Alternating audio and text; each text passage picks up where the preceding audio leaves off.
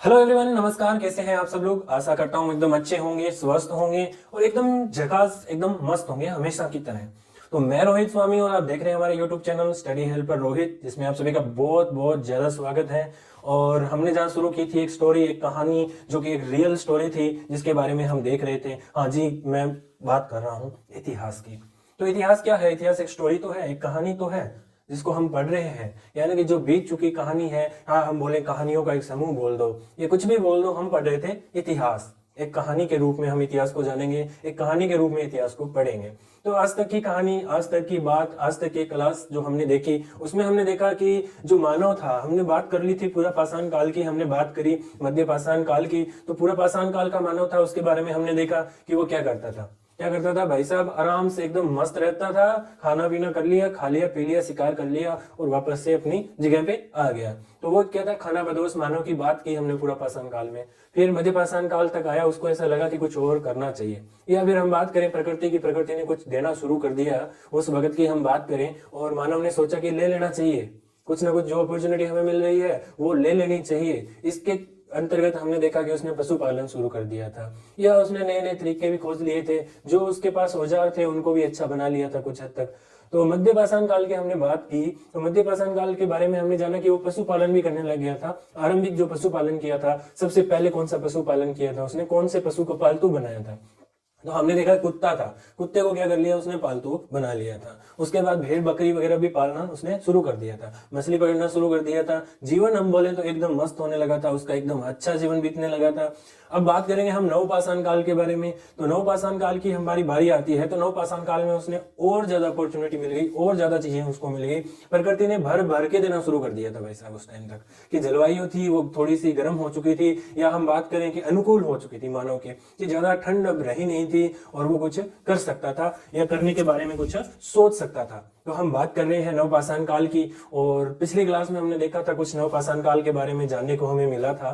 तो उसमें देखा कि हमने बड़ी बड़ी जो भी बातें थी कि नवपाषाण काल जो उस टाइम पीरियड की हम बात कर रहे थे, उस टाइम पीरियड में क्या क्या ऐसी घटनाएं हुई थी, उनके बारे में हमने क्या कर लिया था, सब कुछ देख लिया था। या उसकी बात करें हम, नवपाषाण काल की सारी विशेषताओं के बारे में हम देख चुके हैं। आज हम बात करेंगे उस नवपाषाण काल की बस्तियों के बारे में। कि नवपाषाण काल के बारे में हमने पढ़ा था कि मानव क्या करने लग गया था? पशुपालन अच्छे से करने लग गया था, खेती करने लग गया था, जो कि क्या थी? इंपॉर्टेंट बात थी नवपाषाण काल की। कि नवपाषाण काल की सबसे इंपॉर्टेंट बात हमारे पास कौन सी आ गई? कि उसने खेती करना शुरू कर दिया था, कृषि करना शुरू कर दिया था, धान को उगाना लग गया था, वो कुछ ना कुछ उगा के फसलें पकाने लग गया था। तो उसके लिए उसने क्या कर दिया? एक जगह रहना स्टार्ट कर दिया था। और जब रहना स्टार्ट किया तो भाई साहब, रहने के लिए क्या चाहिए? उसके पास में होना चाहिए मकान, घर होने चाहिए। तो वो हमने बात कर ली थी कि नवपाषाण काल में घर किस प्रकार के थे, कैसे कैसे वो घरों का प्रयोग करता था, या किन घरों में वो रहता था। तो हमने बात की थी, उसने कुछ घर बना लिए और घरों का कुछ समूह बन गया, बड़े बड़े एकदम, मतलब हम बात करें बड़े बड़े परिवार थे, तो कई परिवारों का समूह एक जगह पे रहने लगे, छोटी छोटी बस्तियों का निर्माण उसने कर लिया था। ये बात हमने कर ली थी पिछली क्लास तक, यानी कि नवपाषाण काल की सारी विशेषताएं हम पढ़ चुके हैं। आज हम देखेंगे कि नवपाषाण काल की जो बस्तियां थी उन्होंने बसाई थी, वो कहां कहां पे बसाई थी और किस प्रकार से वहां से कुछ चीजें हमें मिल रही है। यानी कि हम बात करें एविडेंस की, साक्ष्यों की, तो वो किस प्रकार के कहां कहां से हमें प्राप्त हुए हैं, उसके बारे में जानकारी लेंगे हम इस क्लास में। तो हम बात करेंगे आज किस चीज की? नवपाषाण काल में जो मानव था उसने खेती करना शुरू कर दिया था, किस प्रकार की खेती करता था उस बारे में भी हम चर्चा कर लेंगे। दूसरी हम चर्चा करेंगे कि वो कहां कहां पे खेती करता था, कहां कहां पे उसने बस्तियां बसाई थी, किस प्रकार के घर थे वहां पे, तो उसके बारे में हम बात करेंगे। तो आज की क्लास में हम पढ़ने वाले हैं नवपाषाण कालीन बस्तियों के बारे में।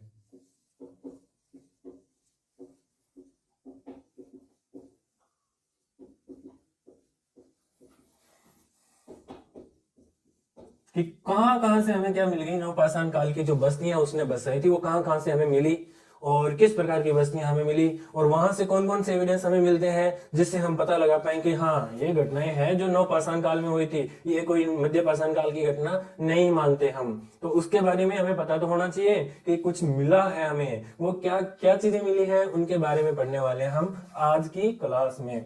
तो ये आ गई बात, इतनी समझ में आ गई होगी। नवपाषाण काल में कैसा मानव था उसके बारे में हमें समझ में आ चुका होगा। अब देख लेते हैं कुछ बस्तियां। तो सबसे पहले मैं बात करूं मध्य पाषाण काल की, थोड़ी सी उसकी चर्चा कर लेनी चाहिए। तो मैं बात कर रहा हूं मध्यकालीन काल की। यहाँ पे हमने देखा था कि उसके पास में अपॉर्चुनिटी आ गई थी कि वो बाहर जा सकता था। हमने मध्यकालीन जो पढ़ रहे थे, मध्यकाल जो पढ़ रहे थे, मध्य पाषाण काल जिसकी मैं बात कर रहा हूँ, वो हमने देख रहे थे। उस वक्त हमने बात की थी कि ये लोग क्या करने लगे। सबसे पहले ये क्षेत्र कौन सा था, कहाँ रहते थे, ये नर्मदा नदी और विंध्य पर्वत के आसपास का जो क्षेत्र था, वहां पे क्या करते थे, निवास करते थे। कुछ और भी बस्तियां थी जिनके बारे में हमने बात की, वो कुछ ज्यादा इंपॉर्टेंट नहीं थी। तो यहाँ से कुछ मानव जो थे सबसे अधिक कहाँ पे थे, यहीं पे तो थे। नर्मदा घाटी क्षेत्र था वो सबसे, उनका क्या मान ले, गढ़ मान ले, उनका घर मान ले, वहां पे था। उसके बाद जैसे ही नवपाषाण काल पढ़ेंगे हम, तो यहाँ के मानवों के बारे में तो पढ़ा ही करेंगे हम कि सबसे पहले वो यहाँ थे। यहाँ से निकल के कुछ मानव यहाँ इस तरफ स्थापित हो गए, कुछ मानव हमने पढ़ा था इस तरफ स्थापित हो गए, कुछ इस तरफ भी चले गए थे और कुछ आए थे हमारे दक्षिण भारत की तरफ। तो वो बात हमने कर ली थी थी ना। तो नवपाषाण काल तक आते आते क्या पढ़ेंगे हम, इन्हीं के बारे में तो पढ़ेंगे कि ये जो मानव था वो कहाँ कहाँ गया था, उसकी हम बात करेंगे। कि यहाँ से हटके जो मानव था उसने दूर दूर तक जाना शुरू कर दिया। अपने पशुओं को लेके गए थे, पशुओं को चराने के लिए उनको पास में घास के मैदान चाहिए थे, तो उनकी खोज में या जैसे तैसे करके आगे गए थे। तो हम एक बात की गौर करते हैं, हम एक बात को देखते हैं कि जब किसी घर से या कहीं गांव से कोई इंसान निकलते हैं, अलग दूर जाते हैं, तो क्या सारे के सारे एक साथ में विकासशील रहते हैं या विकसित ही हो जाते हैं? नहीं होते। क्योंकि गांव से निकलते हैं सारे काम धंधों के लिए कि हम कुछ बड़ा करके आएंगे हमारी तरह, और उसके बाद क्या करते हैं हम, कुछ तो क्या बन जाते हैं, कुछ गवर्नमेंट जॉब भी पा लेते हैं, कुछ सीधे सीधे घर जाके वापस खेती बाड़ी में लग जाते हैं, उनके पास कोई चारा नहीं बचता है। इसी तरीके से क्या हुआ होगा, इनके साथ में भी हुआ होगा कि यहाँ से लोग क्या किया, निकले बाहर कि कुछ विकास करेंगे, कुछ हम बन के आएंगे या बन के दिखाएंगे। तो कुछ लोग इस तरफ आए, कुछ इस तरफ बढ़े, कुछ इस तरफ बढ़े, कुछ इस तरफ बढ़े। तो कुछ ने क्या किया, विकास कर लिया।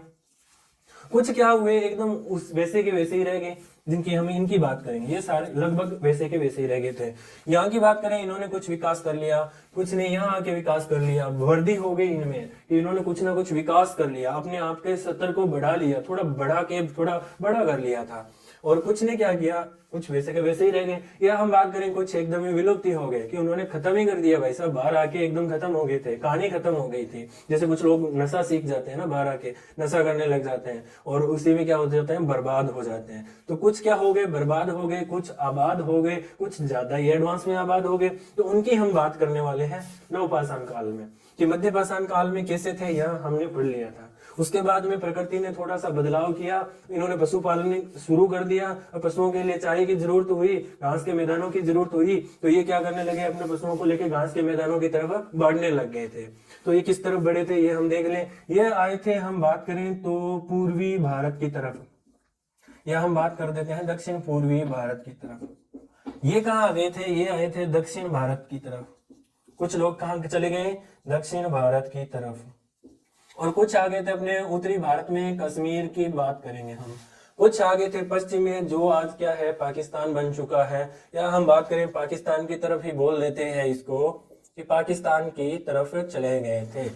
तो इन्होंने यहाँ से निकल के ये इस तरफ चले गए थे। यहाँ इस क्षेत्र से कुछ बस्तियां मिलती हैं, कुछ इस यहाँ से बस्तियां मिलती हैं, कुछ यहाँ से बस्तियां मिलती हैं, कुछ यहाँ पे बस्तियां मिलती हैं, और यहाँ पे तो कुछ बस्तियां पहले से ही मौजूद थी, जिनके बारे में हम बात कर चुके हैं कि यहाँ पे कुछ जैसे भीमबेटका या कोई और बहुत सारी जगह थी जिसके बारे में हमने बात की थी। वहां पे क्या मिला हमें कि एक स्तर वाई स्तर हर जगह के, हर काल के हमें क्या मिल रहे थे, साक्ष्य मिल रहे थे कि यहाँ पे भी कुछ लोग रह गए थे। कुछ यहाँ आ गए, कुछ यहाँ आ गए, कुछ यहाँ आ गए, कुछ यहाँ आ गए। इस क्षेत्र की बात करें तो कृष्णा और कावेरी का बीच का भाग जो है, कृष्णा नदी की हम बात कर रहे हैं, वह कावेरी के बीच का भाग के मध्य का भाग यहाँ आके रहने लगे थे। यहाँ बात करें कि कुछ क्षेत्र पश्चिम बंगाल में भी मिले हैं अपने को, कुछ क्षेत्र बिहार में मिले हैं हमें, कुछ क्षेत्र यूपी में मिले हैं। ये जो गंगा का क्षेत्र हम ये बोल देते हैं गंगा का मैदान, मैदानी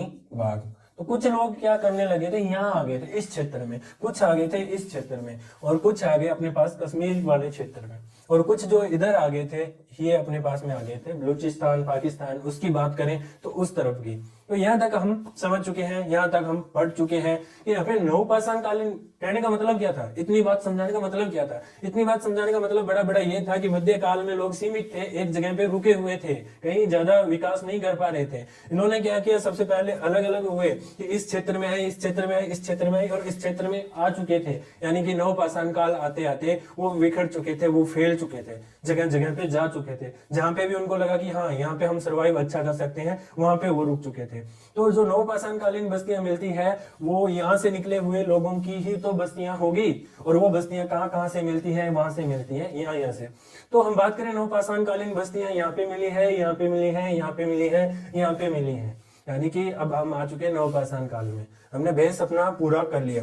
यहाँ से लोग निकले थे, नवपाषाण कालीन बस्तियां फिर कहाँ मिलेगी, जहां पे वो गए होंगे वहीं पे तो उन्होंने कुछ किया होगा, और उन्होंने जो किया वो नवपाषाण काल में किया था, और उसी के बारे में हमें पढ़ना है। तो यहाँ पे जो बस्तियां मिलेगी वो नवपाषाण काल की बस्तियां हैं हमारे पास में, और उन्होंने क्या विकास किया था, बारी बारी से आज क्या देखने वाले हैं, उनको देखने वाले हैं। तो सबसे पहले हम यहीं से स्टार्ट करेंगे। तो बात करें इस क्षेत्र की, तो कर ही लेते हैं बात।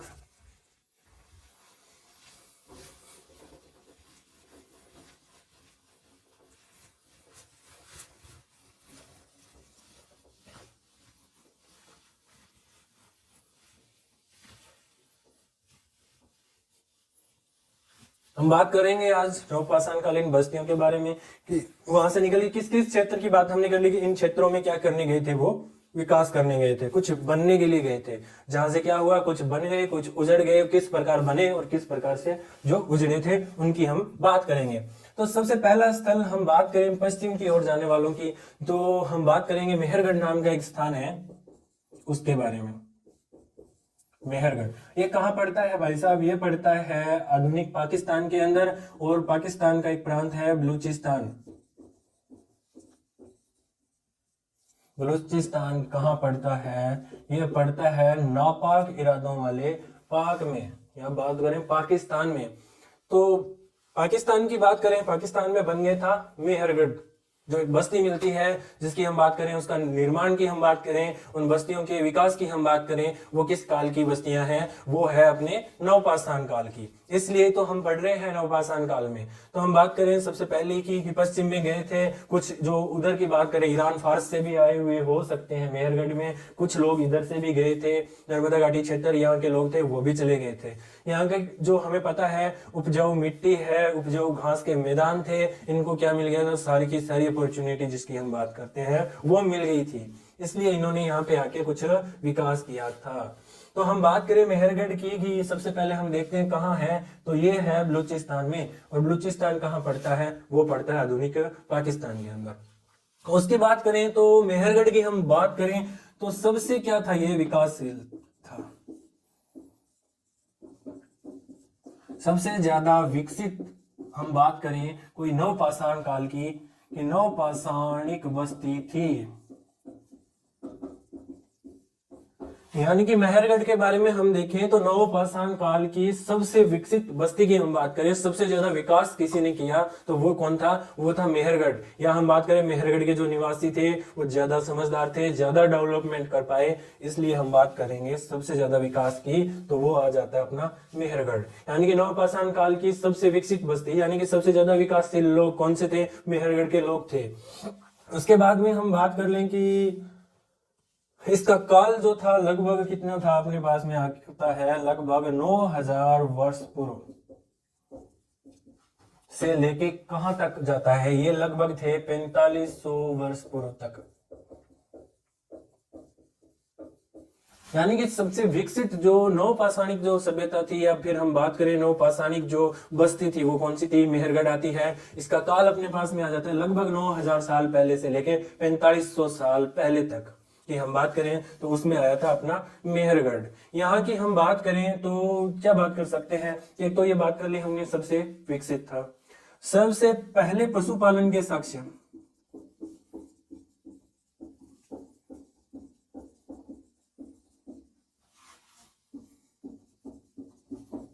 जो कि क्या हो, सुविकसित हो,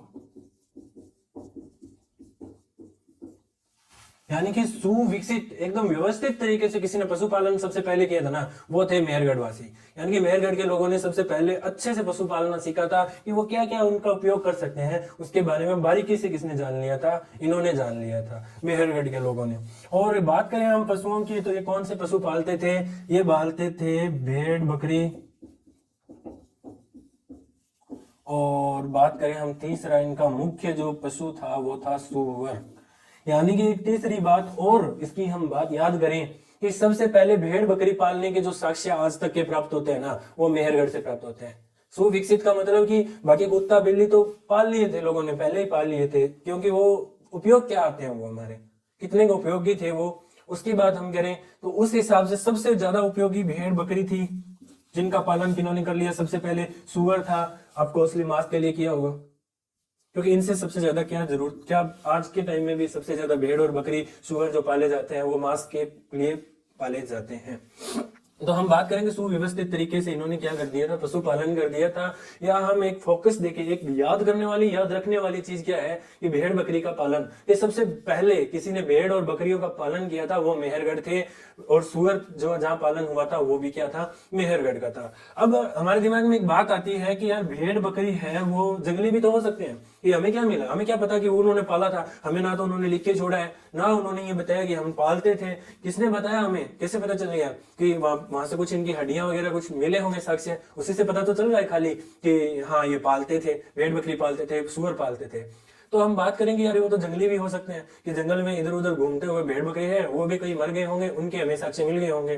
तो इनमें क्या होता है, फर्क क्या होता है कि जो पशु है उन्होंने पालना शुरू कर दिया, भेड़ बकरी है उनको पालना शुरू कर दिया। पालतू में और जंगली में क्या फर्क है, हो सकता है जंगली भी रहे हो। तो इनमें फर्क ये हो जाता है कि एक तो पशुओं के सींग, एक हम बात करें दांत, यानी कि दांत और सींग की बात कर ले हम, कि जो पशु है उनको हम पालना शुरू कर देते हैं। जैसे आज भी हम गाय भैंस पालते हैं, देखा होगा हमने, बकरियां हम पालते हैं, उनके सींग होते हैं। क्या ऐसे ही सींग जंगली जो भैंसे होते हैं, जंगली जो गायें होती हैं, उनके सींग और अपने जो पालतू गाय हैं उनके सींग एक जैसे हैं? नहीं होंगे। कभी डिस्कवरी चैनल पे भी हमने देखा होगा, उनके सींग होते हैं यूं बहुत बड़े बड़े, एक एक हाथ लंबे सींग होते हैं। उनको पालना छोड़ो, उनको पकड़ना भी बहुत मुश्किल होता है। एक हमारे घर की गाय है, उनकी और उनमें तुलना की जाए तो हमें स्पष्ट रूप से पता चल जाता है। उसी प्रकार से जो चीजें हमें प्राप्त हुई है, यानी सुअर के दांत और वो सब चीजें प्राप्त हुई है, तो हमने क्या किया, उनको जंगली के साथ में उनका कंपैरिजन कर दिया कि जंगली जो सुअर थे उनके दांत किस प्रकार के थे, वो भी प्राप्त हुए हैं, और अपने पालतू जो सुअर थे उनके भी दांत प्राप्त हुए हैं। दोनों में बहुत डिफरेंस था।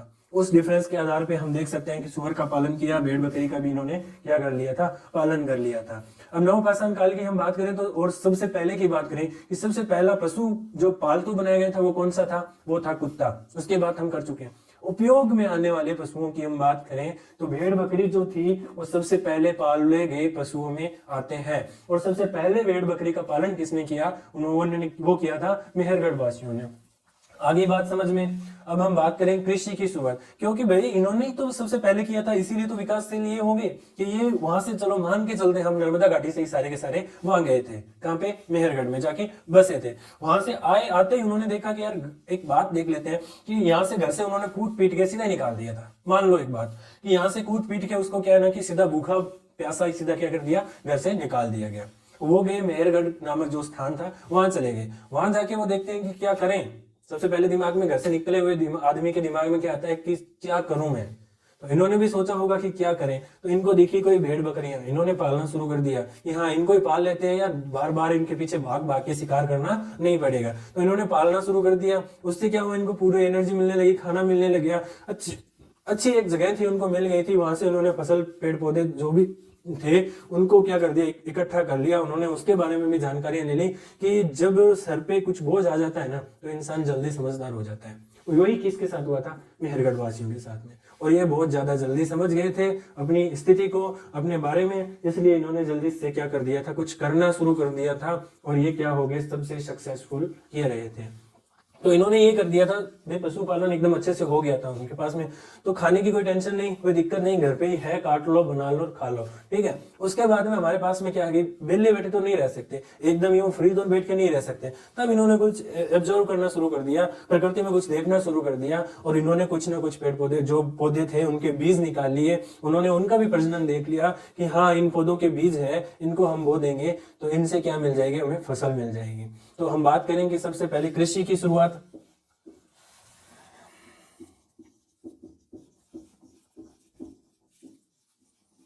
सबसे पहले हम बात करें विकसित कृषि की शुरुआत, कि सबसे पहले विकसित कृषि की शुरुआत किसने की थी, ये भी कर दी थी मेहरगढ़ वासियों ने। और आज से कुछ साल पहले तक क्या माना जाता था उसके भी बारे में बात कर देते हैं। हमने बात की कि सबसे पहले पशुपालन किसी ने किया था, तो वो कौन थे, मेहरगढ़ वासी थे। उसी प्रकार सबसे पहले जो कृषि के साक्ष्य मिलते हैं हमें, यानी कि किसी इंसान ने खेती की हो, उपजाया हो, धान या कुछ भी फसल है उनको उपजाया हो, तो वो कौन थे, मेहरगढ़ वासी थे। लेकिन इसमें की कुछ दो चार बातें हैं, याद रखने वाली बातें हैं, कंफ्यूज करने वाली जो बातें हैं, वो कंफ्यूजन हम करते हैं दूर, अभी देखते हैं किसी कि आज से कुछ साल पहले तक खोज नहीं हुई थी हमारे भारतीय कुछ जो स्थल है उनके बारे में कुछ खोजें नहीं हुई थी। इस वजह से क्या कर दिया कि मेहरगढ़ को माना जाता था कि कृषि की शुरुआत सबसे पहले किसी ने की थी, तो वो थे मेहरगढ़ के लोग। ये सबसे पहले कृषि कहाँ हुई, मेहरगढ़ में हुई। इन्होंने सबसे पहले कौन सी फसलें उपजाई थी, तो सबसे पहली फसल थी वो क्या थी, जौ। दूसरी फसल थी वो थी गेहूं, और तीसरी जो फसल थी वो क्या थी अपने पास में, कपास। धान इन्होंने बहुत ज्यादा बाद में उपजाया था। ये तीन फसलें थी मुख्य फसलें जो सबसे पहले किसी ने उपजाई थी, वो थे मेहरगढ़ वासी। याद रखना इस चीज को कि सबसे पहले जो किसने उपजाया, तो कौन थे, मेहरगढ़ वासी। गेहूं किसने उपजाई, मेहरगढ़ वासियों ने। कपास किसने उपजाई, मेहरगढ़ वासियों ने। तो अब बात करें सबसे पहले कोई भी फसल कि मानव द्वारा उपजाई गई पहली फसल कौन सी थी, कि आज तक या आज से कुछ साल पहले तक, कुछ बुक्स में आज भी मिल जाएगा अपने को कि जो क्या है, सबसे पहले उपजाई गई फसल क्या है, जो है। और जो किसने उपजाया था, मेहरगढ़ वासियों ने उपजाया था। लेकिन आज की बात करें, आज के टाइम की बात करें, तो जूसी नाम का यूपी में एक स्थल है, एक स्थान है, जहां से हमें क्या मिले हैं, चावल उपजाने के साक्ष्य मिले हैं, जो कि लगभग इससे यानी मेहरगढ़ का जो काल था 9000 साल पहले जो सभ्यता शुरू हुई थी, उसकी हम बात करें, उससे भी 2000 साल पुराने हैं। यानी कि जो यूपी का जूसी है, झांसी के आसपास का क्षेत्र है, जूसी नाम है उसका, तो वहां से क्या मिले हमें, चावल उत्पादन के साक्ष्य मिले हैं कि यहाँ लोगों ने क्या कर लिए थे, चावल उपजाए थे, या मानव द्वारा खेती की गई थी चावल की। धान की जिसकी हम बात करें, धान उपजाया गया था इससे भी कुछ 2000 साल पहले। तो अब हम बताओ किसको कहेंगे कि सबसे पहले कोई फसल उपजाई गई थी। तो आज के समय में हम बात करें तो सबसे पहले उपजाई गई फसल कौन सी है, वो है अपनी चावल। या हम बात करें धान की खेती, कि सबसे पहले मानव ने की थी धान की खेती, और वो कहाँ पे की थी, वो यूपी में गंगा का जो मैदान था, क्षेत्र था, गंगा गंडक कोसी ये नदी का क्षेत्र था, बिहार और यूपी का जो क्षेत्र है, वहां पे क्या हुआ था, धान उपजाया गया था सबसे पहले। तो अब हम याद रखेंगे मानव द्वारा उपजाई गई पहली फसल कौन सी है, वो है अपनी धान। और कहाँ उपजाई गई थी, वो उपजाई गई थी जूसी में। तो वो बात करेंगे हम, उस टाइम में आएंगे तब। यहाँ पे हम बात करेंगे कि सबसे पहले वाली फसल हमें आ गई कि सबसे प्राचीनतम जो फसल मानव द्वारा उपजाई गई थी, वो ना तो जौ थी ना गेहूं थी, वो क्या थी, धान था। और वो मेहरगढ़ ना होके वो कौन सी जगह थी, वो थी जूसी। अब आगे बात समझ में। लेकिन हम बात करें इनकी तीनों फसलों की बात करें तो सबसे पहले कहाँ उपजाई गई थी, वो मेहरगढ़ में ही उपजाई गई थी। यानी कि सबसे प्राचीनतम जौ की बात करें तो वो मेहरगढ़ आएगा, गेहूं की बात करें तो वो मेहरगढ़ आएगा। हम बात करें कपास की तो सबसे पहले कपास का उत्पादन भी मेहरगढ़ के लोगों ने किया था। आगे बात समझ में। तो यहाँ से इन तीनों फसलों का साक्ष्य हमें मिलता है। कपास मिलती है, इसका मतलब क्या हो गया, कपास से हम याद रखेंगे कि सबसे पहले धागा भी किसी ने बनाया था, तो वो कौन थे, वो भी कौन लोग थे, मेहरगढ़ के लोग थे। इन्होंने भाई साहब कपास का उत्पादन कर लिया और कपास से धागे बना लिए, और धागों से क्या बना लिए, वस्त्र बना लिए। यानी कि हम बात करें वस्त्रों की तो सबसे पहले जो कपड़े के वस्त्र जो हम आज पहनते हैं, आज जिन्हें हम यूज करते हैं, वो सबसे पहले किसी ने बनाए थे, तो वो कौन थे, वो मेहरगढ़ के लोग थे। इन्होंने क्या कर दिया, वस्त्र तक बना लिए थे। आगे बात समझ में। ये चीजें हम अच्छे से याद रखेंगे कि जो गेहूं और कपास की फसल सबसे पहले उपजाई किसने, मेहरगढ़ के लोगों ने। धागा किसने बनाया, मेहरगढ़ के लोगों ने। वस्त्रों का प्रयोग किसने किया, मेहरगढ़ के लोगों ने। अब आप देख ही चुके होंगे कितना विकास किया था इन्होंने, कि भेड़ बकरी सूअर ये पालने लग गए थे सबसे पहले मेहरगढ़ के लोग। ठीक है, उसके बाद हम बात करेंगे सबसे पहले कृषि की विकसित रूप यानी कि विकसित कृषि किसने की थी, वो की थी इन्होंने की थी, जो कि गेहूं की और कपास की। और तीनों फसलें सबसे पहले जहां उपजाई गई वो स्थान कौन सा था, वो था मेहरगढ़। ठीक है, आगे बात समझ में, इतनी बात समझ में आ जाती है। तो हम बात करें आगे की, तो आगे हम बढ़ते हैं इसी की क्षेत्र की बात करते हुए। और क्या हम देख सकते हैं कि सबसे पहले मृदभान की बात करें। यहां से मिले हैं हमें मृद भांड, जो कि कैसे हैं, लाल काले रंग के। यानी कि लाल व काले मृद भांड कहां से मिलते हैं अपने को, यहां से मिलते हैं। और हम बात करें सबसे पहले की लगभग 5000 साल पूर्व तक, यानी 5000 ईसा पूर्व की हम बात करेंगे तो यह हो जाएगा टाइम पीरियड लगभग 7000 साल पहले। इनका कोई टाइम है ना, वो हजारों सालों में आ रहा है, तो हम पर्टिकुलर एकदम नहीं बता सकते कि 5000 कुछ साल, 5031 साल, या कुछ ऐसे नहीं बता सकते। ये टाइम जो है लगभग ही होता है हमारा। मैंने बात की थी 5000 साल पहले की, 5000 साल ईसा पूर्व की, तो 5000 ईसा पूर्व और ये जो अपने टाइम लिया है 7000 साल पहले, दोनों में कोई डिफरेंस नहीं है। उसके में कभी भी कंफ्यूज नहीं होंगे, क्योंकि हमारा जो टाइम है आज चल रहा है 2024। किस आधार पे हम मानते हैं 2024 मानते हैं हम, ईसा के जन्म के 2024 साल बाद आज हम खड़े हैं, जितने दिन बाद आज हम खड़े हैं उसको क्या मानेंगे, ईसा का जो जन्म था, जन्मदिन था, उसको क्या माना गया है, आधार माना गया है। और उसके 2000 साल या 2024 साल बाद आज हम बात कर रहे हैं, तो 2024 ईस्वी सन हम यूज करेंगे। और उससे जितने साल पहले की हम बात करेंगे, जैसे कि हमने बात की 1000 साल पहले, ईसा के जन्म से 1000 साल पहले, तो हम बोलेंगे 1000 ईसा पूर्व। तो इसमें कोई कंफ्यूज होने वाली बात नहीं है। और आज जो हम ये बात कर रहे हैं 9000 वर्ष पूर्व, तो वो ले रहे हैं कि 2000 तो साल ये हो गए ईसा के बाद के, और कितने साल पहले के हो गए, 7000 पहले के हो गए। तो 2 और 7 कितने हो गए हमारे पास में, 9 हो गए, 9000 साल पहले। तो इसमें कभी भी कंफ्यूज नहीं होना है, हम बेस मान के चल रहे हैं 2000 को, ना कि हम बेस मान रहे हैं ईस्वी को। ठीक है, तो इसमें कोई कंफ्यूज होने वाली बात नहीं है, आ गई होगी ये बात हमारी समझ में। तो लगभग क्या हुआ कि इन्होंने कुछ समय तक ये किया होगा, पशुपालन किए होंगे, उसके बाद इन्होंने कृषि की शुरुआत सबसे पहले कर दी थी। तो सबसे पहले इनको धान पकाने के लिए, धान को कूटने पीसने के लिए, धान को रखने के लिए, या हम बात करें भंडारण करने के लिए किसको जरूरत हुई होगी, तो सबसे पहले जरूरत इन्हीं को हुई। इसलिए उन्होंने कुछ बनाए मिट्टी के बर्तन, कि कच्ची मिट्टी के बर्तन बनाए होंगे। उसके बाद में कच्ची मिट्टी ज्यादा दिन तक टिकती नहीं है, ज्यादा दिन तक रोक के नहीं रख सकते उसको, वो बर्तन चले नहीं होंगे। उन्होंने उनको क्या कर दिया, आग में पकाना शुरू कर दिया, और आग में पका कर क्या बना दिए, मृद भांड बना दिए। और पकी हुई मिट्टी हमेशा तक रह सकती है, इसलिए आज भी वो मिट्टी के बर्तन हैं हमें मिल जाते हैं, और अपनी जो स्थिति थी उसके बारे में हमें बयां करते हैं, हमें बताते हैं, बहुत सारी जानकारी हमें देते हैं। तो हम बात करें मृद भांड की, वो भी कहाँ मिले थे, हमें मेहरगढ़ से मिले हैं। दूसरी हम बात करें सिलबट्टे की, यहां से अपने को एक सिलबट्टे की बात करें तो सिलबट्टे मिले हैं।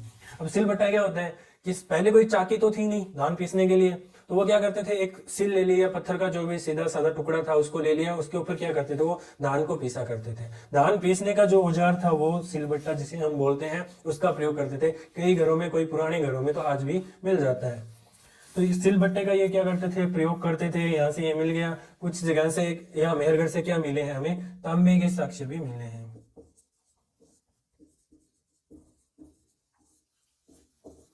कि जो अपने मेहरगढ़ है वहां से तांबे के प्रारंभिक औजार प्राप्त हुए हैं।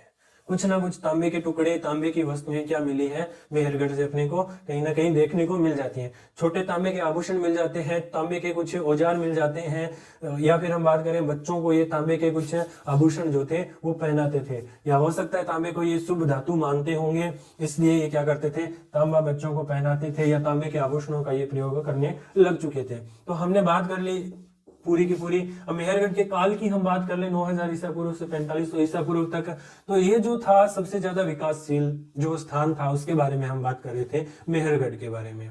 तो मेहरगढ़ हमें नवपाषाण काल का भी ज्ञान करवाता है। उसके बाद आद्य ऐतिहासिक काल में हड़प्पा सभ्यता जब तक आती है उस टाइम तक की जानकारी हमें कौन देता है, मेहरगढ़। हाँ, हो सकता है कि कहीं ना कहीं मेहरगढ़ से और भी ज्यादा जानकारियां मिल सकती है, लेकिन इतनी जानकारियां जो भी हमें प्राप्त हुई है वो हमारी आजादी से पहले की जितनी भी थी वो सब कर ली है। आजादी के बाद में पाकिस्तान की बात करें तो क्या ही उम्मीदें लगा सकते हैं हम उससे। उनके आपसी झगड़े भी जो है निपटाए नहीं जा रहे, तो वो कहाँ संस्कृति की खोज करेंगे, कहाँ इतिहास के बारे में उनको टाइम मिलेगा उनके बारे में बात करने का। वो अपने वर्तमान के बारे में बात नहीं कर पा रहे हैं, वो कहाँ बात करेंगे अपने अतीत के बारे में, कहाँ बात करेंगे इतिहास के बारे में। और वैसे भी जैसे बात करें हम मोदी जी की, जब तक मोदी जी इंडिया में प्राइम मिनिस्टर तब तक तो खास करके वो कोई खोज वगैरह नहीं करेंगे, क्योंकि क्या पता हो जाए वहां पे कोई राम की मूर्ति मिल जाए या किसी और देवता की मूर्ति मिल जाए और वो बोल देगी नहीं यहाँ पे मंदिर था, मंदिर बनाएंगे, पहले ये भारत का ही हिस्सा हुआ करता था। क्या पता, हो सकता है ये भी डर उनके मन में हो। तो उन्होंने क्या किया, उसके बाद में यहाँ की कोई खोजबीन नहीं की। हो सकता है यहाँ से बहुत ज्यादा कोई आगे की सभ्यताओं के बारे में हमें पता लग सके। हो सकता है मेहरगढ़ आगे हड़प्पा सभ्यता में भी कुछ अपना योगदान दिया होगा, हड़प्पा काल में भी रहा होगा, या क्या हुआ इसके बारे में ज्यादा कोई जानकारी हमें नहीं प्राप्त हुई, वो भी सिर्फ और सिर्फ पाकिस्तान की वजह से, क्योंकि उन्होंने कोई खोज भी नहीं की और हम जाके कोई खोज कर भी नहीं सकते। अब बात करें, हमने मेहरगढ़ की बात कर ली, तो इसका काल नवपाषाण काल के बारे में बताता है, आदि ऐतिहासिक काल के बारे में भी हमें जानकारियां देता है। हो सकता है कि और ज्यादा खुदाई की जाए और ज्यादा कुछ साक्ष्यों की खोज की जाए तो ये हमें और भी बहुत सारी जानकारियां दे सकता है।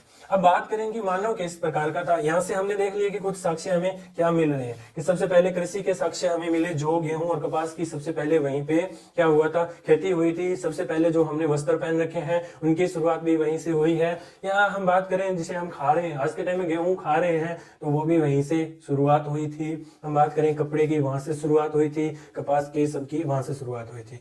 तो बहुत सारी चीजें हैं जो हमें मेहरगढ़ ने दी है। अब बात करेंगे कि वहां के मानव और उनकी बात करें कि समाज किस प्रकार का था, कुछ इस बारे में भी बात करेंगे।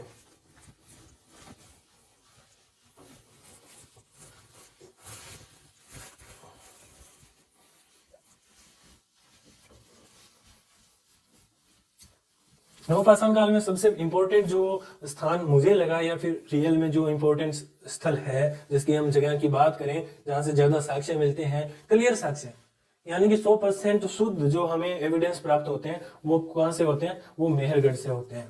कुछ और जगह हैं उनके बारे में भी जो हमने क्षेत्र की बात कर चुके हैं, उनकी भी हम आगे बात करेंगे। लेकिन हम बात करें मेहरगढ़ की,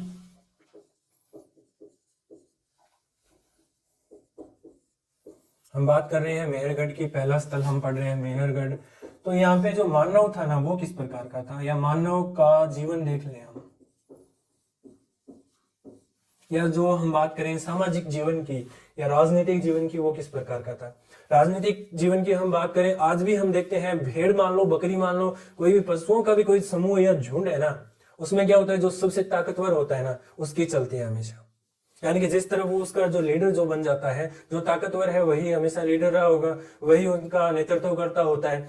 तो वो जिस तरफ जाता है, झुंड पूरा का पूरा उस तरफ चल जाता है। तो उसमें भी है, तो हो सकता है मानव का जो बस्ती थी, पूरी विकसित बस्ती थी, अच्छी खासी जो लोग रहा करते थे, बस्तियां थी, उनमें भी किसी ना किसी को के हाथ में उसकी क्या थी, शक्ति थी, जिसके पीछे वो सारा का सारा लोग चला करते थे। तो हम बात करें उसका भी पता चलता है कि समाज था ना, वो दो भागों में बंटा हुआ था। समाज के दो भाग थे, एक भाग था अमीर वर्ग का, दूसरा भाग अपने पास में आता है गरीब लोग थे। इसके बारे में कहां से पता चलता है कि समाज दो प्रकार का था, अमीर लोग भी वहां रहते थे और गरीब लोग भी वहां रहते थे। आज के टाइम में हमारे पास पैसा चलता है, जिसके पास ज्यादा पैसा उसकी ज्यादा ताकत, और वही क्या करता है, समाज को कहीं ना कहीं उसी की हस्तक्षेप रहता है, वही चलाता है। तो हम बात करें इस प्रकार क्या हुआ होगा, उस टाइम कोई पैसा तो था नहीं, धन तो था नहीं, तो हम बात कर लेंगे सबसे ज्यादा जिसके पास सुविधाएं थी, जिसके पास सबसे ज्यादा पशु होंगे, जिसके पास सबसे ज्यादा कृषि उपज होगी, वही तो होगा जो निर्धारण करता है कि ये अमीर है, ये गरीब है। तो हम बात करें सबसे ज्यादा जिनके पास में क्या थी, सुख सुविधाएं या सुविधा संपन्न जो लोग थे, वो अमीर हो गए, और गरीब हो गए वो हो गए कम, जो सुख सुविधाओं वाले थे। यानी कि कुछ हमें मेहरगढ़ से क्या मिले हैं, घरों के साक्ष्य मिले हैं, जहाँ पे कच्ची मिट्टी के जो अपने बात करें उनसे बनी हुई ईंटों का प्रयोग करके कुछ घर बनाए हुए थे। और कुछ घर हमें किस प्रकार के मिल गए, कुछ घर मिल गए झोपड़ी टाइप, यानी घास फूस के घर बना लिए और उसको क्या कर दिया, मिट्टी से उसका लेप कर दिया। इस प्रकार के जो घर बने हुए थे वो हम बोल देते हैं कि गरीब लोगों के घर रहे होंगे। अगली बात समझ में। दूसरी हमें प्राप्त होते हैं यहां से कब्रें प्राप्त हुई है। ये कोई धर्म से जुड़े हुए लोग नहीं थे, यानी कि किसी भी धर्म के या कोई भी बात करें धार्मिक कोई साक्ष्य हमें प्राप्त नहीं होते हैं। सीधी सी बात तो ये है कि सबसे पहले हम बात करें धार्मिक साक्ष्यों की तो किसी प्रकार के कोई धार्मिक साक्ष्य नहीं मिलते हैं, कुछ मिलते हैं उनकी भी हम बात कर लेंगे। ये लोग किस में विश्वास करते थे, कब्रों से। यहाँ मिली है कब्रें कुछ, जहां पे क्या किया गया है, शव को दफनाया गया है, ठीक है। उसके साथ में इन्होंने क्या कर दिया, बकरी दफना दी। एक जो कब्र मिली है उसमें क्या दफनाया गया, एक आदमी दफनाया गया है, उसके साथ बकरी दफनाई गई है, कुछ यहाँ पे कलश दफनाए गए हैं, उसके साथ में कुछ आभूषण हैं जो इसने पहन भी रखे थे, और कुछ आभूषण इसके साथ में हैं, कुछ औजार जो कि तांबे के बने हुए थे, पत्थर के कुछ औजार थे, वो इसके साथ में क्या हो गए, दफनाए गए थे। यानी कि हम बात करें कि मेहरगढ़ के निवासी लोग जो थे वो कहीं ना कहीं ये सोचते थे कि मृत्यु के बाद में भी क्या होता है, कोई ना कोई जीवन होता है। यानी कि हम दफना दिया इसको, ये मर गया, उसके बाद में भी कहीं ना कहीं जीवन जिएगा, कोई ना कोई जीवन रहा होगा, इसलिए इन्होंने खाना साथ में भेज दिया, बकरी दफना दी 2 साथ में। कहीं लड़ाई हो जाए तो हथियार दफना दिए, आभूषण वगैरह शौक था उसको पहनने का तो वो भी बोल दिया कि ये आगे जाके भी पहन लेगा, और साथ में कुछ कलश वगैरह, कुछ जल रख दिया, पानी वगैरह रखा होगा, खाना रखा होगा, क्या रखा था वो तो मिट्टी में मिल ही गया, हमें नहीं पता चलता, लेकिन ये कलश कुछ रखे हुए हैं तो हम देख सकते हैं, हम सोच सकते हैं कि खाने पीने की कुछ सामग्रियां रखी गई होंगी, औजार इन्होंने साथ में रखे थे। तो ये इसमें भी क्या हुआ कि फर्क आ गए, कब्रों में भी क्या हो गए, फर्क आ गए। यानी कि जो अमीर वर्ग का जो आदमी है उसके पास सबसे ज्यादा सुविधाएं हैं, तो उसके पास ये सारी चीजें जो होगी वो ज्यादा मात्रा में होगी, और जो गरीब आदमी है उसके पास कुछ खाली जो अपने पास कलश मिल जाते हैं या और चीजें जिनके पास में नहीं मिलती हैं। इसलिए हम बात कर सकते हैं कि ये लोग जो जिसके पास हथियार मिले हैं, हो सकता है वहां उस टाइम का जो हम राजा बोल दें उसको, या जो मान लो पावरफुल आदमी होगा, ठीक है, और जो गरीब होंगे वो दूसरी नॉर्मल जो लोग होंगे उनको दफनाया गया होगा। तो इस कब्रों से भी हमें पता चल जाता है, इन घरों से इनके बारे में हमें पता चल जाता है कि समाज अमीर गरीब और ये चीजें पहले भी उस वक्त भी थी। तो ये सारी जानकारियां हमें कहां से मिल जाती है, मेहरगढ़ से मिल जाती हैं। और मेहरगढ़ से कुछ बात करें तो क्या बात करें, बाकी वो सब चीजें हैं, नवपाषाण काल जो हमने देखा था उसकी कुछ विशेषताएं देखी थी, उनमें आ गई थी, जो कॉमन बातें हैं वो उनमें आ गई थी। यहाँ से एक चीज मिली है हमें, ड्रिल मिली है, और ये ड्रिल कौन सी होती है, जो आज के टाइम में दंत चिकित्सक के पास होती है ना। हम बात करें जो आज के जमाने का जो डॉक्टर है, दांतों का डॉक्टर है, वो दांतों की सफाई किसी ने करवाई हो तो दांतों की सफाई के लिए जो ड्रिल का प्रयोग करता है ना, जो उसको साफ करने के लिए या दांतों पे उसका प्रयोग करता है, तो वो ड्रिल तांबे की मिली है। कहां से मिली है, ये मेहरगढ़ से मिली है, जो कि किस चीज की है, ताम्र, या हम बोले तांबे की है, या हम बोले कॉपर जिसे हम बोलते हैं, उसकी बनी हुई, उस धातु की बनी हुई क्या मिल गई, ड्रिल मिल गई। और इसका प्रयोग भी कहाँ हुआ था, दांतों पे प्रयोग हुआ था, क्योंकि इसका प्रयोग भी कहाँ किया गया था, दांतों पर इसका प्रयोग किया गया था। अब तक हमने देख लिया मेहरगढ़ के बारे में कि लगभग पूरी जानकारी हम ले चुके हैं, मेहरगढ़ से क्या क्या साक्ष्य मिले।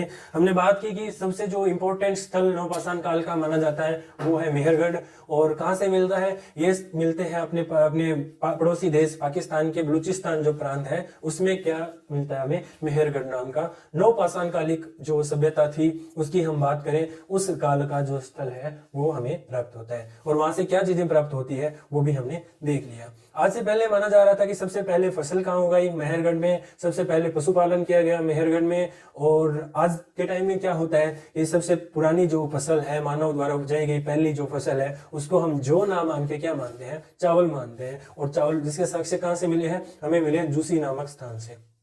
जूसी नामक, झांसी नहीं है, जूसी है, जूसी नामक स्थान से क्या मिले हमें, इस चीज के साक्ष्य मिले हैं कि चावल जो था वो पहली फसल थी जिसे उपजाया गया था मानव के द्वारा। तो अब हम बात करें जौ की, गेहूं की, कपास की फसल जो है सबसे पहले मेहरगढ़ में उपजाई गई थी। और भेड़ बकरी जो सबसे पहले पालते थे, इन्होंने ही पालन पोषण किया था उनका। और सबसे पहले घर भी मान लो इन्होंने बनाए थे, राजनीतिक व्यवस्था भी इन्होंने बनाई थी। कुछ हद तक सबसे ज्यादा विकसित जो स्थल हमें प्राप्त होता है नवपाषाण काल का, वो सिर्फ और सिर्फ मेहरगढ़ है। तो हमने ये स्थल पूरा कर लिया है। आगे के जो है वो छोटे छोटे हैं, अगली क्लास में सारे के सारे हम नवपाषाण काल के स्थल है वो निपटा देंगे। तो ये क्लास ज्यादा से ज्यादा लंबी होगी, क्योंकि हमने कुछ मध्यपाषाण काल के बारे में भी पढ़ा, कुछ पुरानी बातें की, इस वजह से इसमें एक ही स्थल हो पाया अपना। आगे आने वाले जो स्थल है, कश्मीर के बुर्ज होम की हम बात करेंगे, गुफ कराल की हम बात करेंगे, और जूसी की भी हम बात करेंगे, जहाँ क्या क्या किया गया था उसके बारे में हम बात करेंगे और डिटेल में जानेंगे। तो कहीं जल्दबाजी करने की कोई जरूरत नहीं है, ना हम जल्दबाजी करने वाले हैं। क्लास को थोड़ी स्पीड करके देख सकते हैं ज्यादा टाइम की कहीं दिक्कत होती है तो, लेकिन कंटेंट हम क्या करने वाले हैं, पूरा करने वाले हैं, कि पीछे कुछ नहीं छोड़ेंगे। आज हमारी क्लास कर लें और उसके बाद में भी हमें मेहरगढ़ के बारे में कहीं से और जानकारियां लेनी पड़े, या हमें नवपाषाण काल के बारे में और जगह से पढ़ना पड़े, फिर इस क्लास का क्या फायदा, या टाइम वेस्ट करने का क्या फायदा है फिर। तो हम पूरा का पूरा करते हुए चलेंगे साथ साथ में। धन्यवाद, अगली क्लास में मिलते हैं। एक नए जो हम बात करेंगे आगे, कश्मीरी जो स्थान थे उनकी बात करेंगे। तो थैंक यू, धन्यवाद बने रहने के लिए।